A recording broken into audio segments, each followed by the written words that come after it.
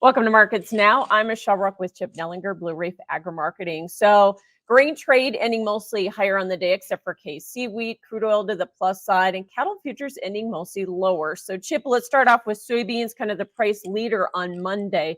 How much of it was corrective buying, or were there some fundamental things that were going on there? Yeah, I think you have several things going on. I think that maybe in the short run, we're just so oversold technically here that we were due for a bounce. You had the crude oil market rallying today, kind of threatening a breakout north of $75.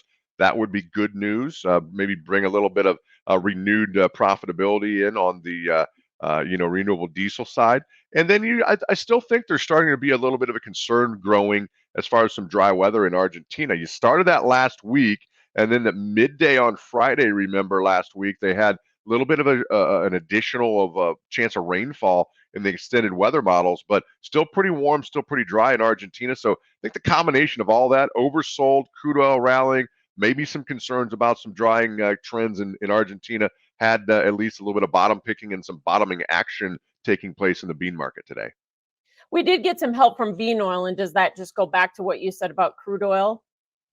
Yeah, I think there was obviously some spillover there. It seems like the meal market is the last one to kind of catch hold here, and so I think there's still a lot of give and take and a lot of volume trading. Both the crush spread that's been very active and just the oil meal spread by itself. And so today, with crude oil being higher, I think it was a good excuse to kind of get behind and rally the soy oil market, and then at the same time maybe keep some pressure and some selling on the meal market as just kind of that spread gives and takes a little bit on a daily basis. Mm-hmm.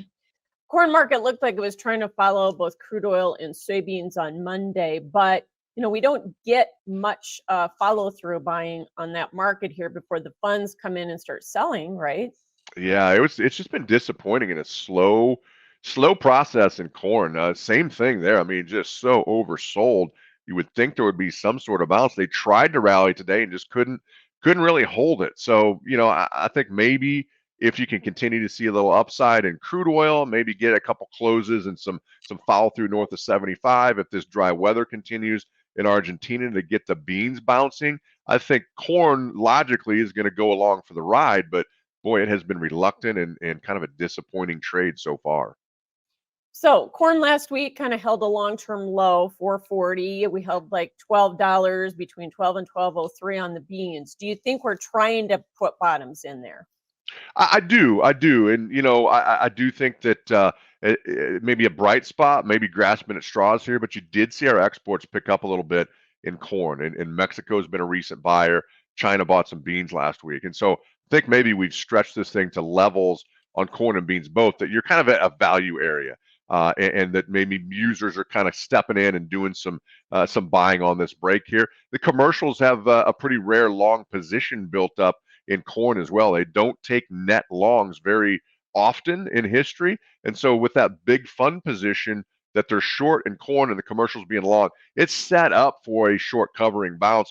We just need the right spark and something to kind of give here to cause that bounce to happen. But to me, it does appear and feels like we're trying to put some longer term lows in here. Yeah. And what about last week? We had new contract lows in Kansas City and Minneapolis, kind of scored reversals out of those areas, just like we did in corn. So are we bottoming those markets as well here? Well, I think so. I think that, maybe the good news is we, are well off our recent highs, obviously, but so far it hasn't been as ugly as the previous lows or has gotten as low as those previous lows. So yeah, I get a lot of spread activity going on between the different classes as you mentioned, but I do think that corn, and wheat are going to be a little bit give and take here. If wheat Mhm. can bottom, I think that'll help corn out as well. But I think the jury's still out, but it's at least good to see some stability in the Chicago wheat market at least today. Yeah, they seem to be all kind of tied at the hip between corn and wheat, and some better demand would help all of them, wouldn't it? For sure, for sure. And again, sometimes it just takes a while. The drop, you want it to happen overnight. And we've had a, brutal drop off the highs here the last couple of months, but sometimes it just Yeah. takes a little while to get that demand stimulated. Let's hope that last week that we saw, some of those better numbers, especially in corn, maybe follow through and see a better performance this week as well. Cattle market ended mostly lower, although we ended off of our session lows. A little disappointing after a neutral cattle and feed report. We didn't get maybe a little bit better reaction. Yeah, but we'd had a nice run into it. So, I think there's some give and take on this recent weather we've had too. Some of the kill numbers have been way low. I think that's helped support the box beef. But there's always a hangover to that, right? And so, maybe the fear here is that once this weather clears, it looks like we got some better conditions coming to the end of the week, that maybe the backlog's going to hit and we're going to see some bigger numbers, maybe drag the Mhm. cash back a little bit. So I think it's just a little give and take with some of the weather that we've had. Maybe a little disappointment, kind of buy the rumor, sell the fact type deal, because we did rally into the cattle on feed report. So, again, I think we're in fair territory. I think the lows are in, but there's going to be some back and forth here. I do still think we've got higher highs coming. It just might take a little while, maybe into mid-February before we see some ultimate higher highs here. Yeah, and the lack of cash trade probably did not help.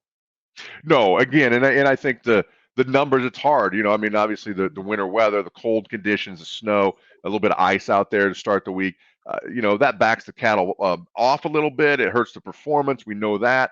But then once the conditions get better and the roads get better, there's always that rush of cattle that have backed up a little bit that maybe pressures us. So it's kind of that give and take. But I still think longer term, some of the feeding conditions we've had, you don't just fix that overnight. So it should cause some better things to happen in the cash market in February and maybe even into March potentially. So we had the push in crude oil today, with some, I guess I would say, Black Sea war premium being kind of put into the market there. But if we get the market closing above 75, what does that open us up to technically? Yeah, we've been really going sideways in a big sloppy range here, $10, $12 range. We're going sideways. If you look at a chart, we've kind of been building a little bit of a triangle formation. And these moves can come fast, right? I mean, I think if you get some closes for sure above 75 and a half, $76, you could maybe add $8 to $10 on in a hurry and maybe shock people. Uh, but I don't think we're out of the woods yet, because every other time in the last 2.5 months we've been up at these levels, it gets sold aggressively. So, again, I think you got to wait and see, but we're on the verge of a technical breakout. The 200-day moving average is right above where we're at currently here today too. And so I think we're really right on that cusp. If you can see some trade above 76, I think you maybe open the door up at least to 80, maybe higher. And that could come fast, but we got to prove ourselves first. We haven't been able to do that very often in the last couple of months in the crude oil market. Yeah, no doubt. All right. Thanks for joining us, Chip Nellinger, Blue Reef Agri Marketing. That's Markets Now.